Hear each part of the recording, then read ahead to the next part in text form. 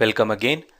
In this last part of the tutorial series Numbers in a Computer, we will talk about the floating point representation as defined by the IEEE 754 standard. Now in the previous section you have seen how to represent real numbers in a computer using the fixed point representation and the problem associated with it. So to be able to represent a wider range of numbers, that is very small or very precise numbers or very large numbers, we need what is called as the floating point representation. And the trick is to represent a real number in its scientific form so that it seems like that the exponents make the decimal points float about the number. I mean the decimal point in case of the decimal number system, or in case of the binary number system it will be the binary point. Okay. And understanding the floating point representation is conceptually not very difficult, but people find it somewhat intense because there are quite a few tricks that are used in the representation, but at the conceptual level it is quite simple, as you will see. Now there are many possible ways to write a real number in its scientific form.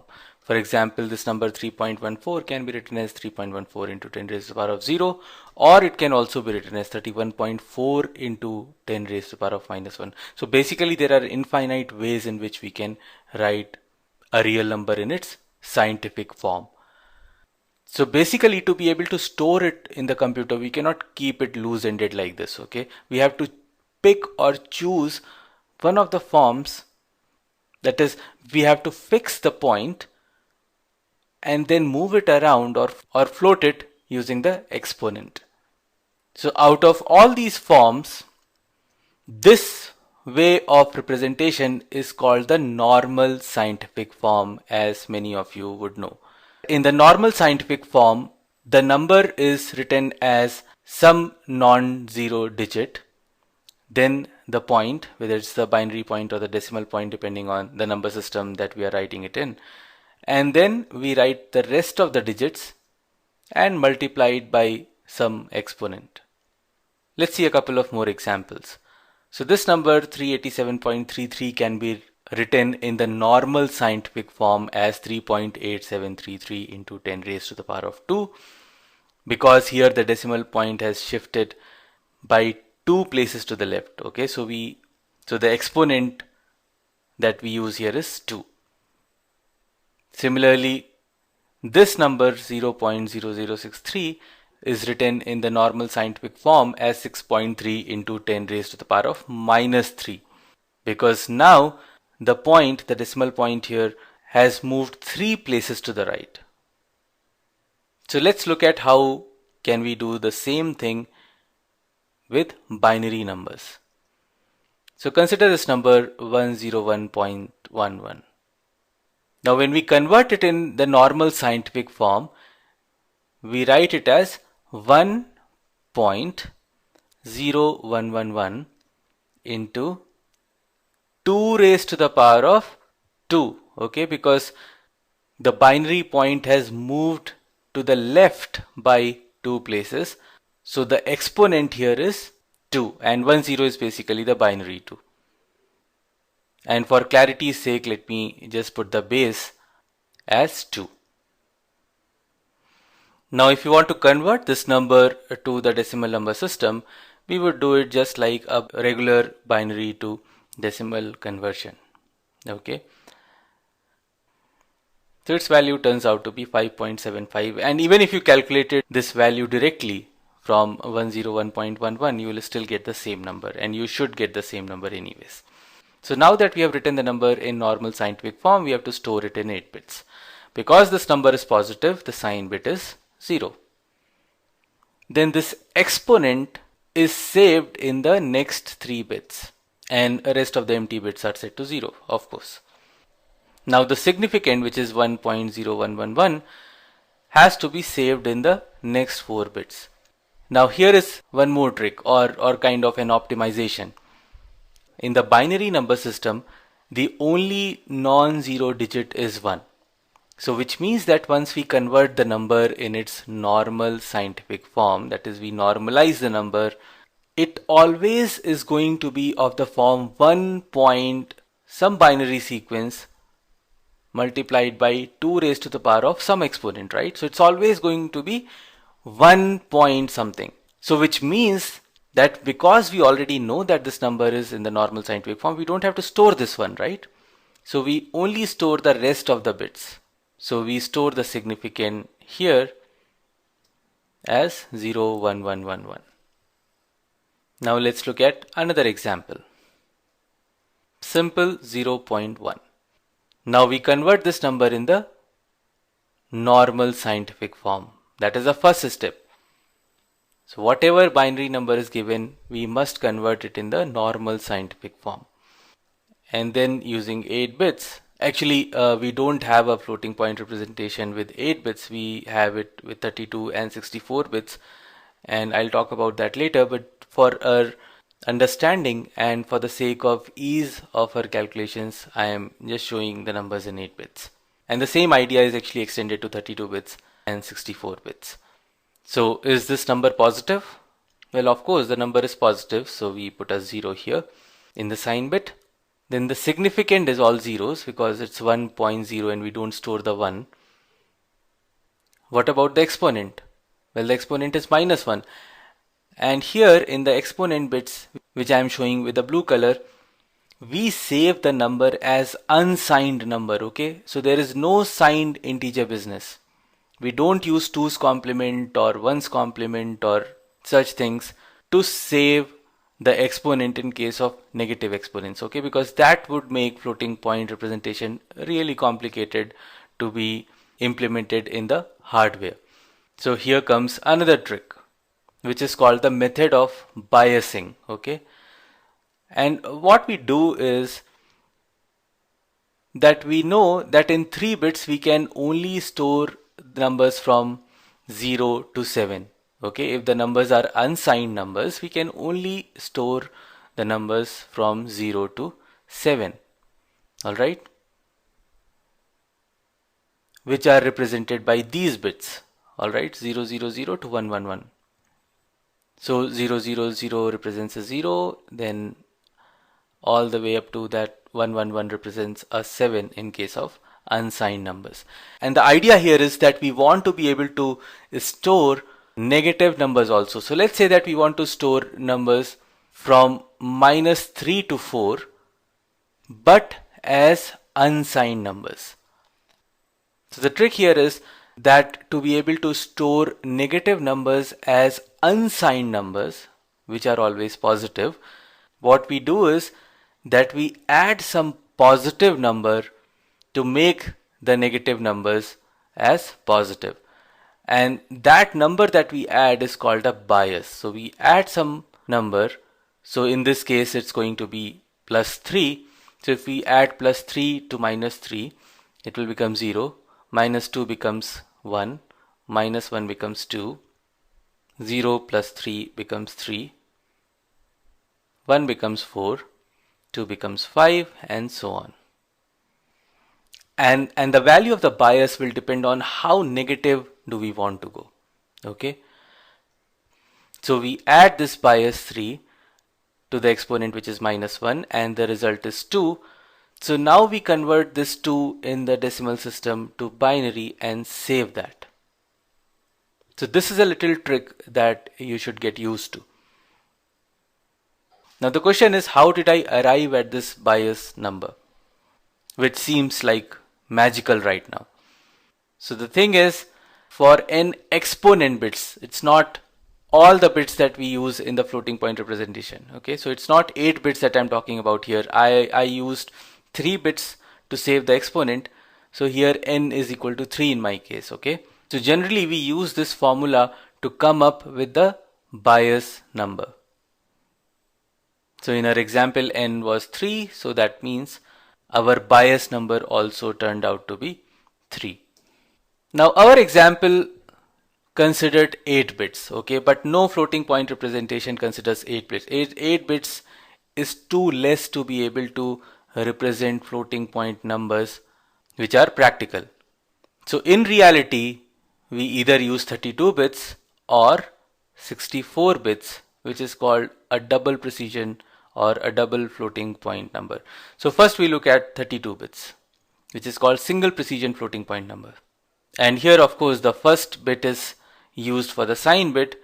The next 8 bits are used as the exponent bits, and the last 23 bits are used for saving the significand. Now in our example, the bias was 3. In case of 32 bits, because we are using 8 bits for the exponent, the bias turns out to be 127. In case of double precision floating point numbers, which is 64 bits, the leftmost bit again is the sign bit, and then we use 11 bits for saving the exponent and the last 52 bits for saving the significand. And here in this case, the bias is 1023. Now in summary, let's look at this process again. So if we have to convert a decimal number to floating point, what we do is that given a number, we first convert it to its binary counterpart. Then we normalize it. After normalization, we start saving the number. So the first thing is the number is a positive number. We save 0 in the sign bit. Then we save the significand without the 1 dot, of course. Then we add the bias to the exponent, and we calculated our bias number to be 3. So we add 3 to minus 1, which is the exponent, which is the real exponent. I mean, minus 1 is the real exponent. We add a 3, the bias number, to it to get a 2, convert the biased exponent to binary and save its value. So this bit sequence that you see here represents the number 0.5625 in floating point representation. Alright, now let's follow the reverse process, okay, to convert a bit sequence representing some floating point number into its decimal representation. And this reverse process is also fairly simple. So as a formulation, we say that the decimal number is represented as sign multiplied by 1 point the significand bits multiplied by 2 raised to the power of the exponent. Now, what is a sign? So sign can be written as minus 1 raised to the power of s, where s is the sign bit, okay? So if it is 0, the sign becomes positive, that is minus 1 raised to the power of 0 is 1. And if s is 1, then minus 1 raised to the power of 1 becomes minus 1, giving a negative sign to the number. Then the exponent here is actually the saved exponent minus the bias, okay, minus 3, because we chose 3 as the bias for 3 bits of exponent. And the reason is that when we save the exponent in the exponent bits, we actually add a bias. So now when we retrieve back the exponent, we have to subtract that bias from the saved exponent to get the real exponent, okay? And because we already said that in case of binary numbers, when we represented the sequence in its scientific form, the 1 point was implicit, so we actually added this 1 point, the significand bits. So the decimal number now can be calculated as minus 1 raised to the power of 0 multiplied by 1.001, where 001 has come from the significand bits, and multiplied by 2 raised to the power of minus 1. Because the saved exponent here is 2, 10 represents a 2, and we subtract the bias, which was 3, so we get a minus 1 in the exponent. So when we calculate it, we should actually get the original number, which was 0.5625 here, okay? So let's calculate it. So we write it as 1 into 1.001 into 0.5, and it calculates to 0.5005. But this is wrong, okay, because our original number was 0.5625. And this is the most common mistake that people usually make that I've seen. So can you identify the mistake here? Well, the mistake is this. This part of the number 2 raised to the power of minus 1 is already in the decimal form, whereas 1.001 is still in the binary form. And the problem is that we have basically tried to combine the binary and the decimal form together, okay? So because this is in the binary form, we first convert it into the decimal form and then multiply everything together. And now we will talk about some special cases. And the first one is this. In the floating point representation, if the exponent bits are all set to 1 and the significant bits are all zeros, then we treat these numbers as plus and minus infinity depending on the sign bit. So, I mean, if the sign bit is 0, we treat the number as plus infinity. If the sign bit is 1, we treat it as minus infinity. Okay. So, this is a special case. Alright.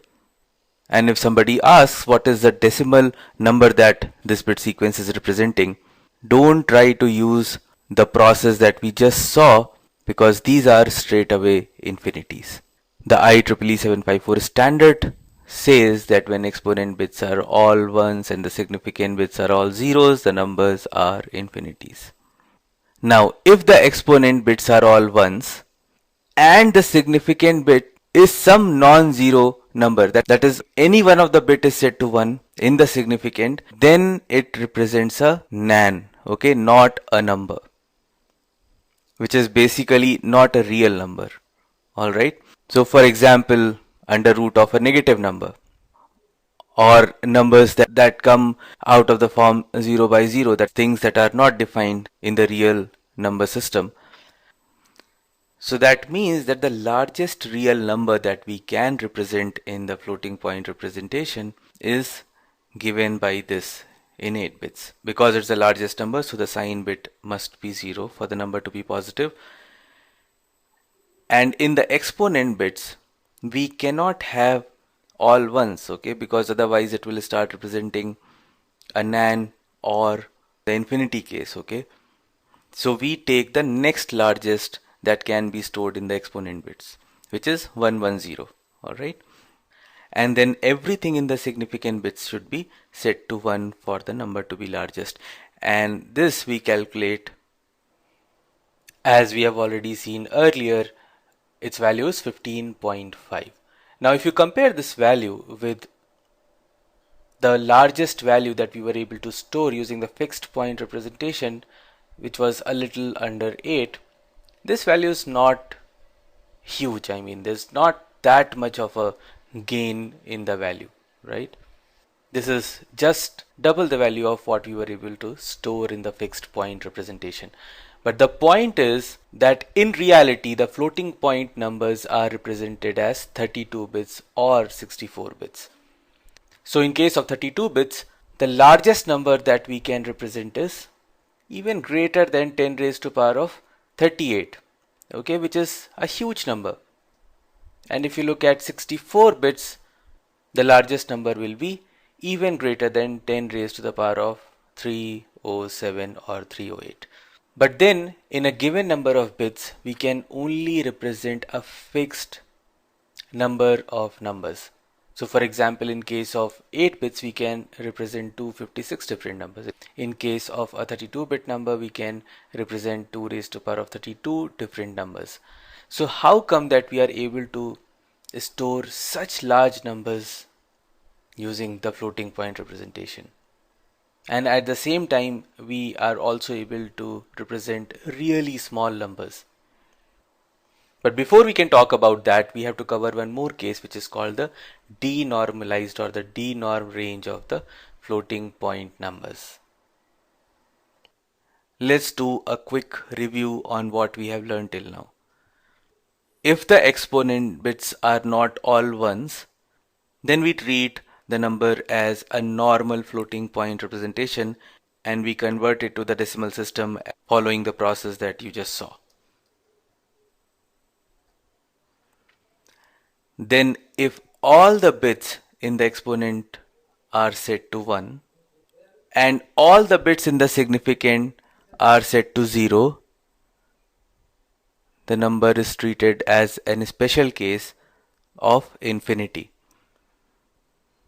Then if all the exponent bits are set to 1 and any of the significant bits is non-zero, that is, it is set to 1, then it's a special case of a nan or not a number. Alright, and there is one more special case that we'll learn just now. What about this bit sequence?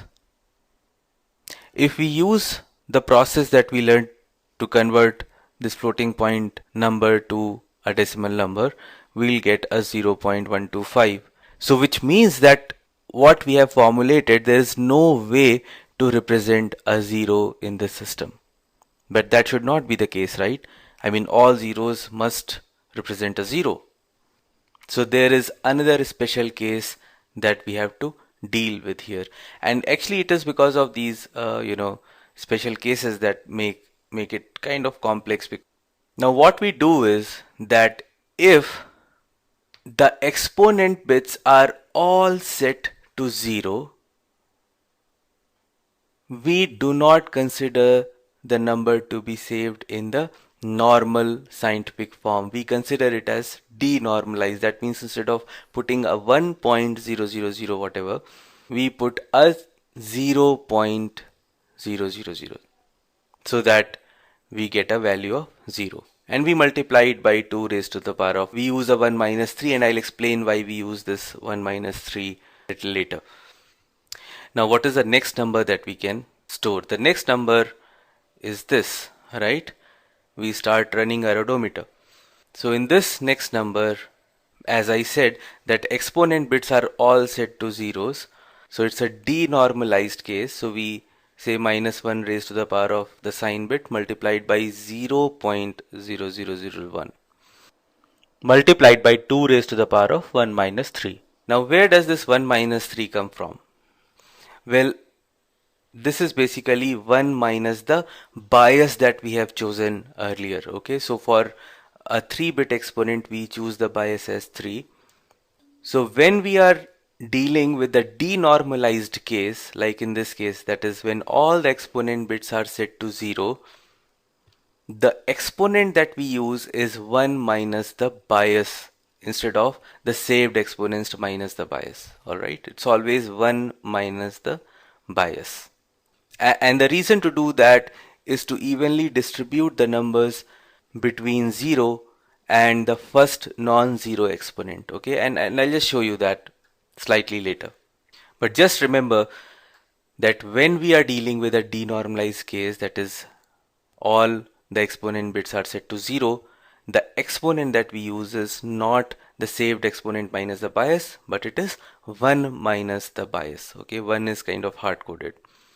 So now let's mark this number on the number line. Then the next number that we get is this. So let's calculate its value and mark it on the number line again. Then the next one will be this, and we again mark it on the number line. So all these numbers are equally spaced, as you can see as of now. Now just before going to the normalized range, the number that we have is this. Okay, this is the largest number in the denormalized range. So we mark it on the number line again. And then our exponent gets changed for the first time. And now we have entered the normalized range, okay, because the exponent bits are not all zeros now. So let's calculate its value. So here if you observe, now we are using a 1.000 for the significand multiplied by 2 raised to the power of the saved exponent, which is 1 right now, minus the bias. So we again get 2 raised to the power of minus 2, which is 0.25, and we mark it again on the number line. Then the next number is this, and we again mark it on the number line. Now this is the number just before changing our exponent for the second time in the normalized range. So if we calculate it, the number is 0.484375 whatever, and we mark it on the number line. and then the exponent gets changed, and this number is 0.5. Now comes the interesting part. What is the next number? This one, right? So now the gap is 0.03125, which has doubled from the previous deltas, okay, or the previous steps. And then the next number will be this. So if you observe, whenever the exponent increases, the gap also doubles, okay, from the previous step. So in case of the floating point representation, we are still able to represent the same number of numbers. So we are able to represent 2 raised to the power of 8 or 256 different numbers, and that is still holds good in case of floating point numbers. But the engineering here is that the numbers that are close to 0, they come closer together, while the numbers which are further away from 0 are more spread apart. So basically, as we go further towards larger or bigger numbers, we take much larger steps so that we are able to represent larger numbers. And the place where we need more precision is near 0. So here we take little steps, okay, very small steps, so that we can represent numbers with much higher precision. Alright, and that is the trick of the floating point number system. So this is another special case where all zeros in the exponent represent a D-norm case. Now here is a little C program which talks about a little caveat about the floating point system. And programmers must be careful, and they should actually know about this, that floating point numbers might not be exact. And the reason is that there are infinite number of real numbers between, let's say, 0 and 10, or 0 or 100, or even 0 or 1, or 0 or 0.5. So whatever little range you take, we have infinite number of real numbers. But in computers, we can only represent discrete values, okay? So which means that when we are representing real numbers, it is implicit that many of the values will be left out. Not many, actually, infinite number of values are left out because we cannot represent them, okay? We can only represent certain numbers in a computer. So if you observe here, I have defined 3 variables, d1, d2 and d3, and d1 is 6.023 into 10 raised to the power of 23, which is Avogadro's number. Then the next one is 6.024 into 10 raised to the power 23, and the other one is 6.025 into 10 raised to the power of 23. And if I print these numbers as floating point numbers, you can see in the console that the numbers do not remain exact, okay, because when it stores the number, it has to store as the closest approximation that it can get. Okay, think about it for some time. That floating point number system is not exact. So if you are writing software which especially deals with monetary transactions, and or where you have to be very precise and exact about the numbers, you should not use floating point numbers directly. So if you are writing programs in Java, for example, you are supposed to use the big number library provided by the JDK. Thanks for watching.